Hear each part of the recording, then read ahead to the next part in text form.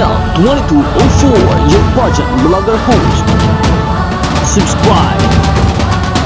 Magandang araw Pilipinas and good day pageant lovers! Pinapatunayan ni Miss Baguio City Krishna Marie Gravides ang kanyang galing sa kanyang catwalk dito sa kanyang laban sa Miss World Philippines 2024 competition. Matatanda ang naging maingay ang pangalan ni Krishna Marie Gravides dahil sa kanyang ganda at galing simula pa lamang nang siya ay lumaban sa Miss Universe Philippines 2023 competition at manalo nga ng corona bilang Miss Charm Philippines 2023.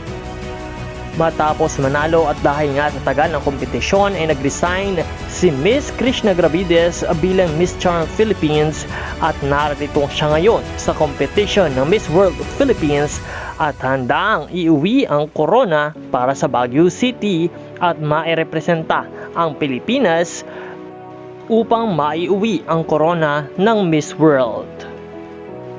Sa lahat mga supporters ni Krishna Gravides at sa lahat ng manonood, patuloy po nating suportahan si Miss Baguio City Krishna Gravides sa kanyang journey sa Miss World Philippines 2024 competition.